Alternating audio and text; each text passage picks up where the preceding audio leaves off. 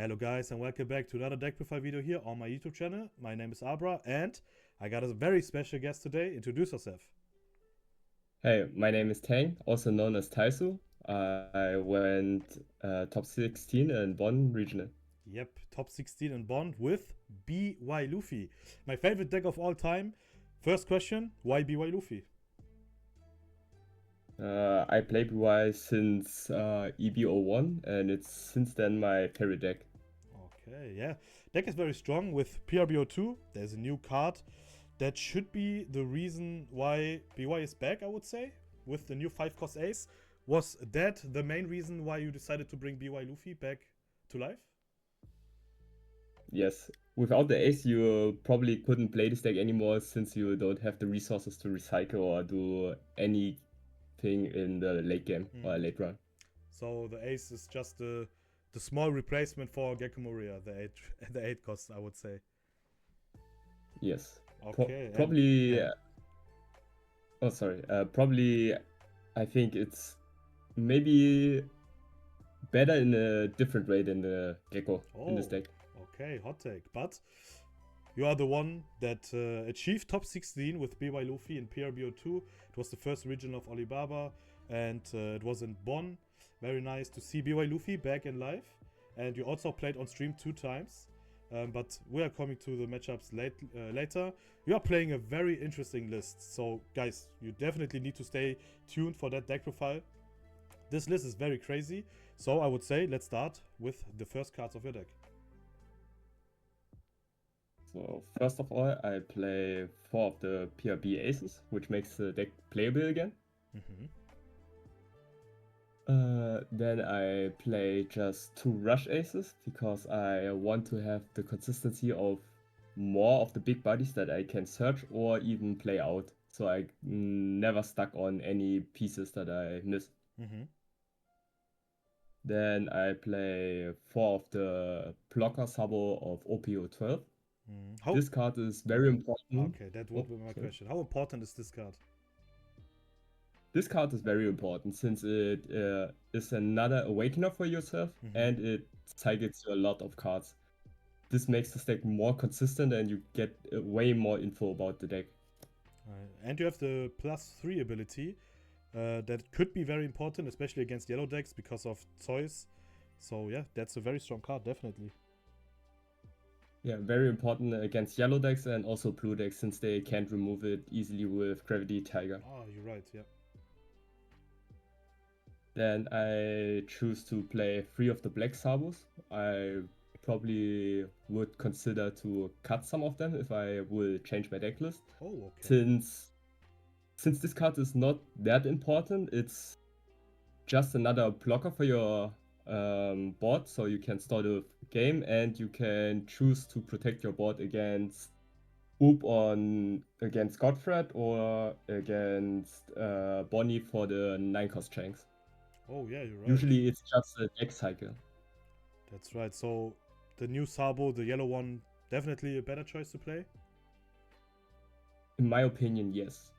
Yeah, I think you're right because especially we don't have that much black decks anymore in the top of the meta, and that Sabo was the MVP against black decks, and yeah, there are not a lot of Luchis anymore or other black decks. So yeah, I definitely think that this Sabo isn't that important, but he's still important because the recycle one more target for your small Sabo, and just to be safe, yeah, that's a good card. Then I also chose to play only 3 of the Punch Luffy. It's very good, but the issue with this deck is the space. That's why I usually need to cut spaces somewhere else. The Rush Aces or the Sabo or the Luffys in general. I will show later on. This card is very good to get the aggression and play against decks that can to remove the Luffy on 5 turn. So against Oop, it's not that good since they can just Godthread it right away. Right. That's why I chose to play it less. Then I play 2 Rocket Luffys. Oh. Just to have some removals and to have a cycle potentially. So I have a lot of targets, so I can always choose between the lines how I want to play the turn out. If I want to play it aggressive, safely, or remove the board and get the board control back. Yeah, sounds good. Then this is self-explanatory. I play 4 mini aces for ace, 4 sabos, and then I chose to play only 2 Luffys. Wow. Since in this deck currently you never want to cycle, or most of the time you never want to cycle the Luffys. You always try to use the ace or the sabo the most, just to get your safety or just to get your board wider without dying in any easy way. Wow, it's so interesting to see that the amount of copies with Ace and Luffy completely changed. Back in the days, Luffy was absolutely 4 off and Ace was like a 2 off, 3 off because you don't need him that much. Now it changed. Ace should be the most important one to find your 5 cost, obviously. And yeah, Luffy isn't that important anymore. That's how the deck changed. Yeah. I also believe the way you play Luffy now is way different than back then, since now it's more a kind of a tempo deck where you choose to play high on tempo or you choose to play it a little bit slower. Back then, Luffy seems more like a mid-range control deck. Yep, that's right. Sounds good. Then probably the most important 2K, Zeus.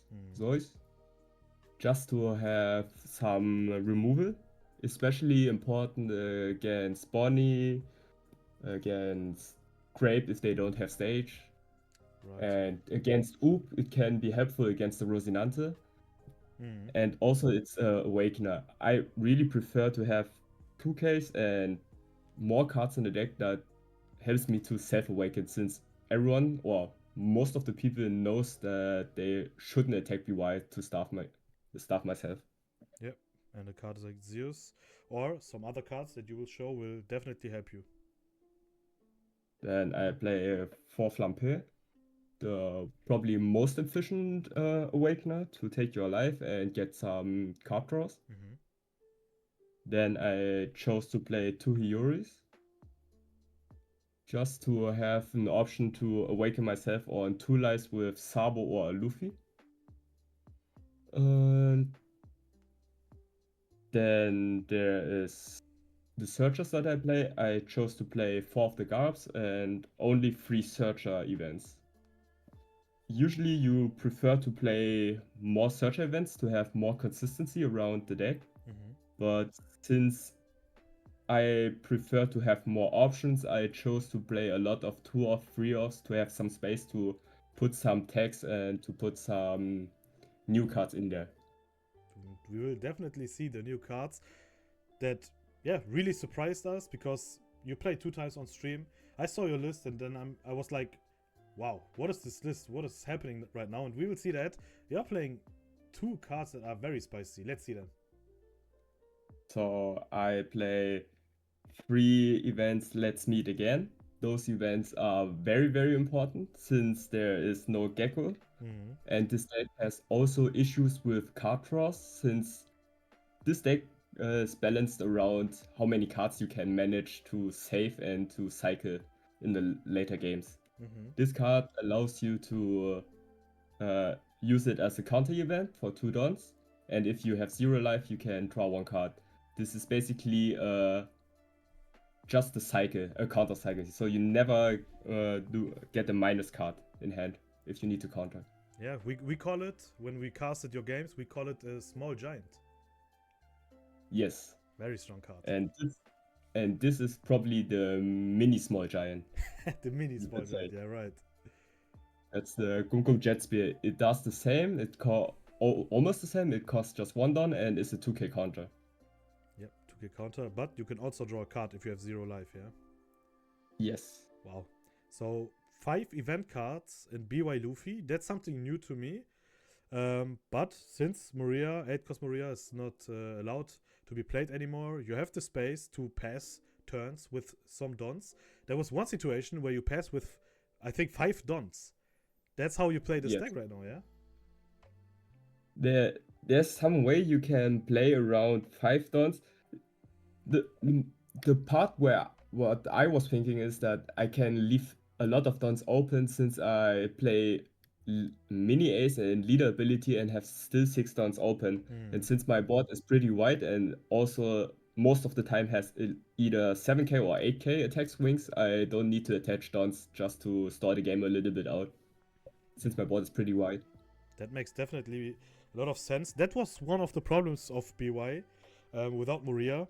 The problem was you can do all of your combinations, but you need to invest a lot of resources to have the perfect 9k leader and board.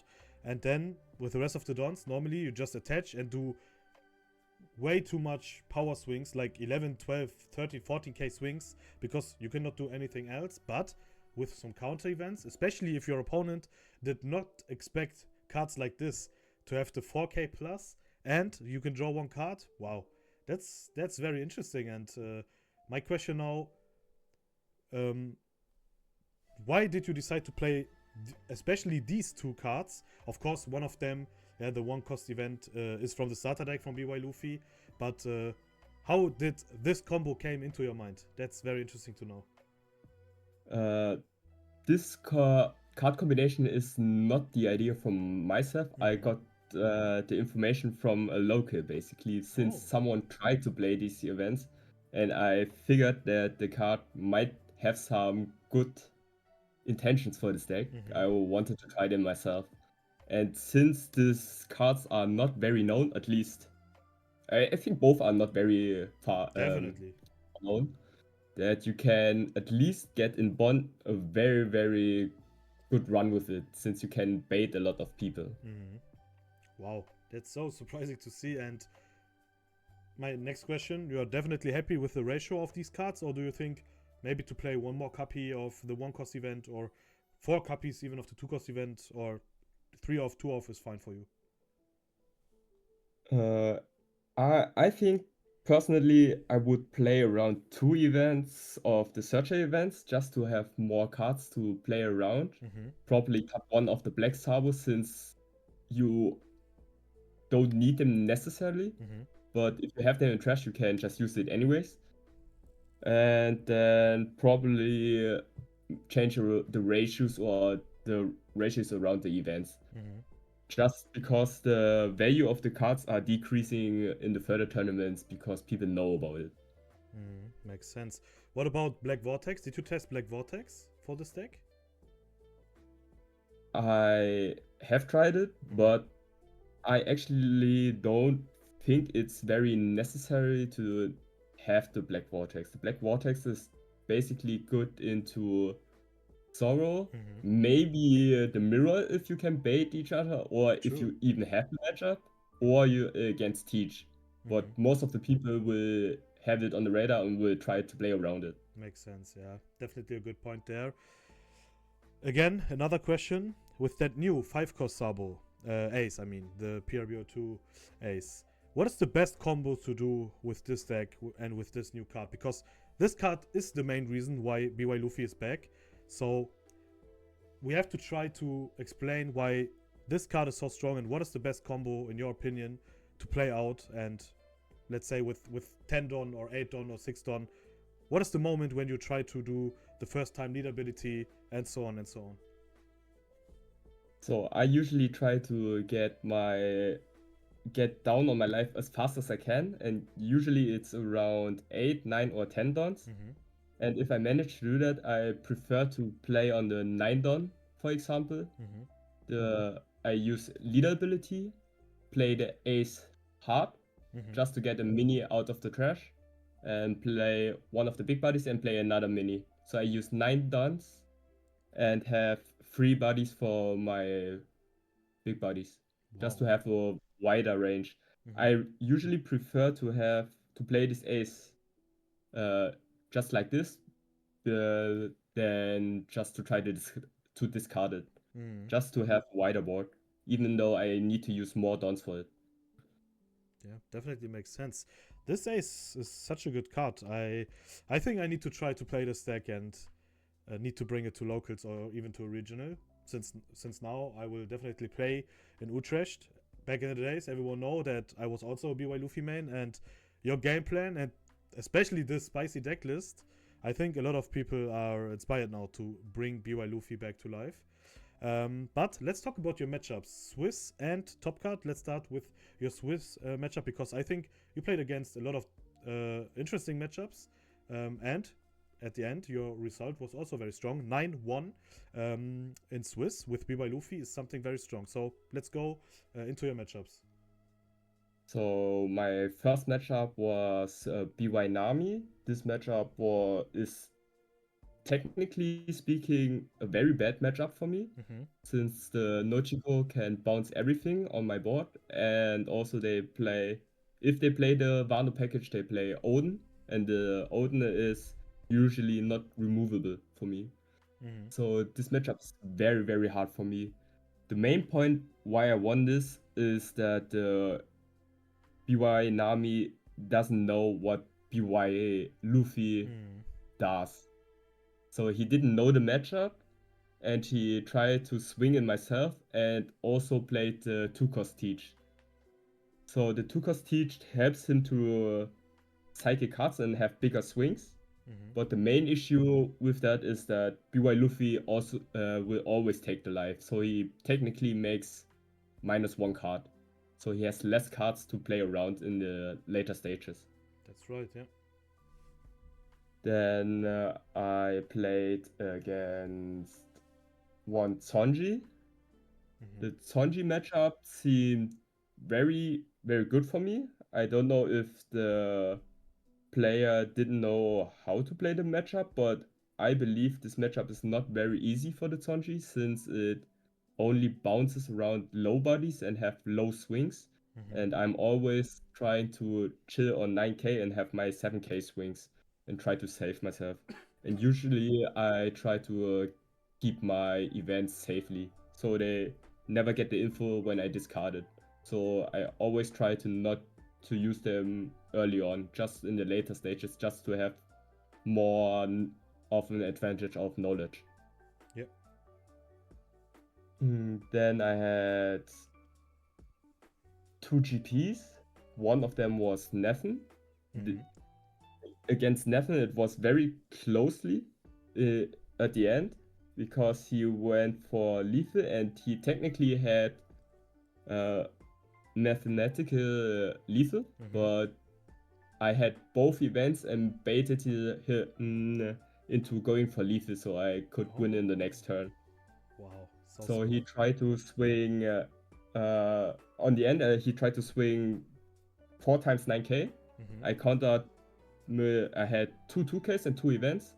Oh no, I think I had 1 2k and 2 events, and discarded the 2k. So he tried to go for finish for 3 9k swings. So he knows he have definitely lethal. So I used the first event, and he was surprised. And then I used the second event, and he was quite upset because he didn't know about it. Yeah, that's the strongest point about the spicy list, because with 2 cards in hand and 3 9k swings, it's definitely GG. But if you are not expecting cards like this, where both of these cards allow you to draw a card if you have 0 life, that's so interesting, and definitely a good point there. Why you are surprising a lot of your opponents, yeah. Yeah. Okay. Then I had, let me think about it. I had one inner game on the stream, which was very, very close on the in the end. I rewatched the game, and I think he made some questionable choices. Yeah. But I think he had the advantage overall. And at the end scene, it was pretty scary, even though I had a wide range of boards with 4 bodies or 5 bodies and my leader.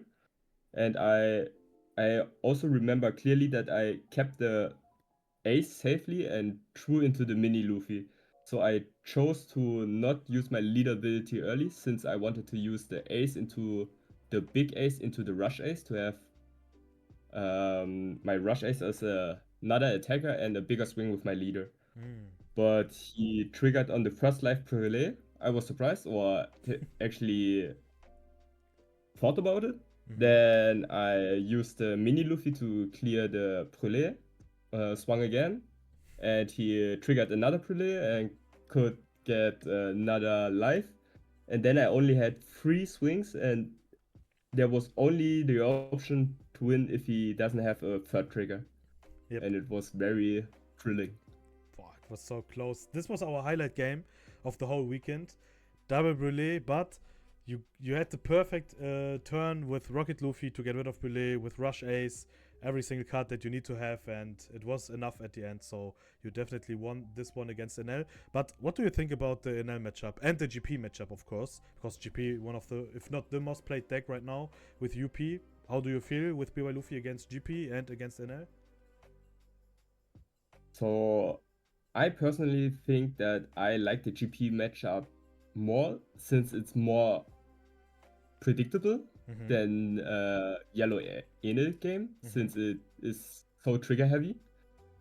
And I believe that both matchups are good, but the Enel matchup can always be 50-50 since it has a lot of triggers and can just change the game in just 1 second. Yeah, at the end, NL is in the game point. Oh, sorry. Oh, good. The main point why BY is good into GP is that the leader is usually always 7 or 9k, so the grape leader doesn't have a lot of dons to use, or if he uses a lot of dons, he doesn't have enough of swings to do a lot of pressure against me. Yeah, makes sense. Then I had 2 Rayleigh matchups. One of them was against Hanno. Oh. And one of my friends in Berlin. The matchup against Hanno was very, very hard for me since Hanno played it very well, even though I think he didn't know the matchup, or maybe he does, but he played really, really well into it. But in the end, I think I misplayed like 2 or 3 times, and this had cost me the game. Okay, sadly. But how is the matchup against Rayleigh? Because normally against red decks, especially with Rocket Luffy, and especially if you're playing against a deck that only played 4 cost or less, the matchup shouldn't be that bad, but there are some cards that can definitely be dangerous, like the unblockable event, or a lot of 4 cost Luffy. If you cannot find your Rocket Luffys, then shouldn't be that easy. How do you feel about Rayleigh? I think it's a good matchup, but there are always situations where the Rayleigh can do a lot of pressure and can get an advantage since it has a lot of swings. Even so, there's multiple ways where how you can go about it. It's like if you go full face and rush him down and force the BY to have the pieces, or the other way is that you force him to use all his awakeners and he goes wide. And if he can't awaken, he can do a lot of pressure. The main issue also is the unblockable event. So you can't go safely into 9k leader with 0 life. So you need to play around it. That's why the event is also very good into Rayleigh. So you can go to 9k and also have the potential just to counter the unblockable event. Yep, sounds good. So what was your other matchups on Swiss? Then I also had one Oop. This matchup is probably my worst matchup and probably the hardest matchup even to have a chance to win. As I stated, I had the advantage that the people don't necessarily know how to play against BY. That is my biggest advantage. But in that game, I had the advantage in the way that I just got a lot of my awakeners and could awaken early. I played around both of my I played 2 of my Sabos just to get more card draws to force him either to play pudding, or he lets me keep all my hand cards and have an advantage in options to play around everything, and he can't gravity them since they are 8 costs. Afterwards that I could just establish my board without him getting pressure against me again. So I could just go wide and swing a lot of times and force him to react to my plays instead of me trying to survive somehow. Yeah. Then my last matchup was Red Green Smoker. This is a very good matchup for me since he only plays lower bodies. Only the 8-cost Mihawk is the big one, I think. And since he only plays lower bodies and plays aggressive, I can just go 7k or 9k without being scared to die at any time soon. Sounds very strong. So a lot of different matchups that you had on Swiss. That's how PRB02 or OP12 is. So do you think BY Luffy with a lot of different leaders on top is in a good position right now with PRB02 in the meta? I think personally BY Luffy is in a good spot in a way that it's very good against a variety of the decks. And this meta is very, very wide. And the only matchup I feel not comfortable to play is probably Oop and maybe Teach, but Teach is also not very played. Yeah, not I would a lot say. of teachers. Yeah, that's right. So wow, very interesting to see BY Luffy again. That was a Swiss matchups, 9-1 at the end, and then top cut, top 32. So let's talk about your first top 32 matchup. What did you face against? I faced against Pudding, the yellow-purple one, which I didn't have on my radar. I had a lot of help in the sense of, since this tournament was open decklist, that I had information about how he wants to play his deck. And gladly, I had some friends that were testing with me about the matchup and told me what Pudding can do against me. So Since there was one card which surprised me, it was the 4-cost Robin, which kills 3-cost or less and gives the opponent the option to ramp one down. Wow, that's the first time I heard of a card like this. Wow. The reason why he plays this card is that when he attacks and ramps and plays the Robin, he can play on the next turn the Pudding into the Katakuri since I get into my 6-down turn. So the Pudding always needs to have the opponent at 6-down so he can go very, very wide, very, very fast. Oh, that's crazy. That's the first time I heard of a combo like this. Wow, that's really surprised to hear about. But yeah, you can definitely practice this matchup as you did, obviously. But same goes for your opponent. Your opponent can also practice this matchup because, like you said, open decklist mean that he played against your deck and he expect these events to see. Yes. But 2-0 at the end against Pudding, so I would say definitely a good matchup.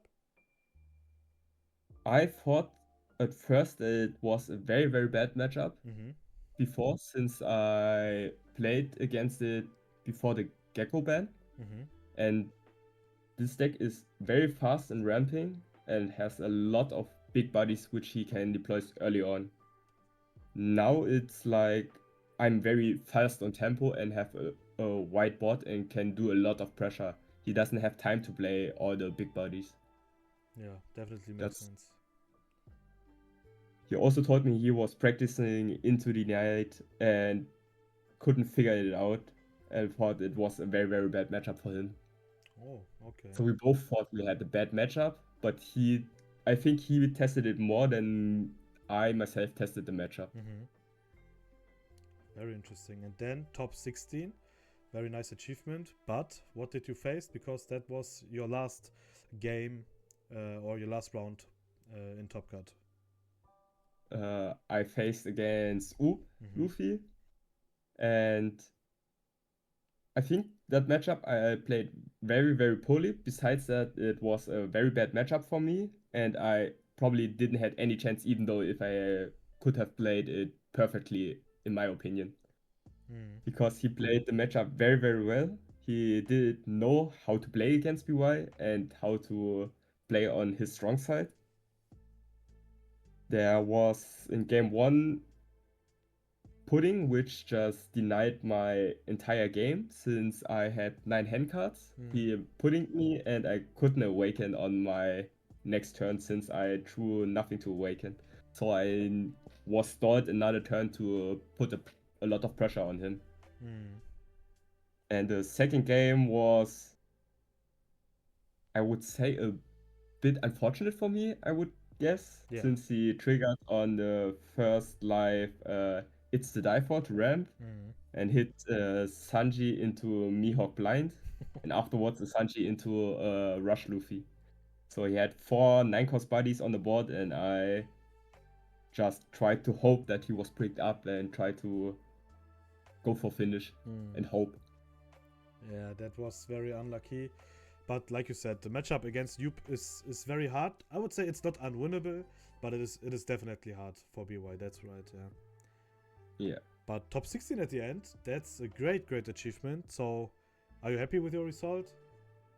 I'm very happy. I'm very happy that I even got the achievement with BY again in this crazy meta. And even in this meta where Oop is so oppressive, I would say. Yeah, I think that's totally right. And your gameplay and also your deck list is definitely a reason for me to try to play this deck. Also a good friend of mine, Rene, shout out to Rene. He's also a BY believer. And yeah, Rene, maybe try this deck list and then you can make it into Top Cut. Maybe. We will see. One more question that I got for you. Do you want to try a completely different new card for this deck, or would you say this deck list as it is happy for you, is fine for you? I probably will try some different things out, but not necessarily know which one yet. But I'm already trying to figure something out to play the matchups better for me. Yeah, sounds very interesting. So this is your deck list for everyone that wants to copy the deck list. Here it is. You have the last words. If you want to give any shoutouts, you can give any shoutouts. First of all, thank you for inviting me, and then I want to shout out all my friends and also the people that were rooting for me besides I was BY and I'm not used to getting rooting for. Yeah, especially for a leader like BY, one of the most hated deck of all time, because it was so strong since OP7 to OP9.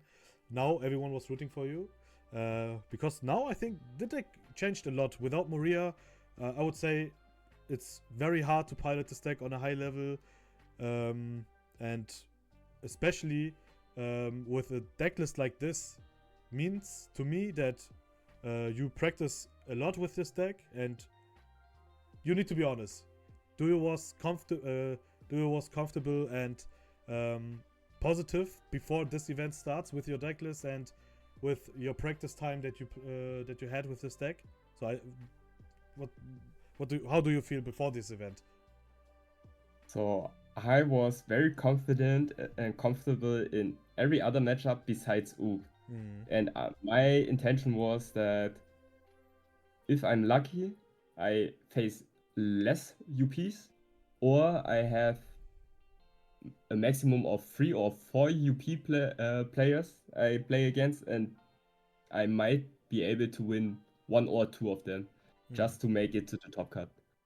Wow. Just because of the knowledge gap, not because the matchup is better. Yeah, but at the end, it was a good run. 9-1 in Swiss, very strong, and top 16 with BY Luffy. Super strong performance. So congrats. Yeah, for you guys, if you have any questions, write it down in the comment section. Leave a like. Also, follow his Twitter channel. Link is down in the description. And yeah, don't forget to follow my YouTube channel. Leave a like, leave a follow, and see you next time. Goodbye, guys.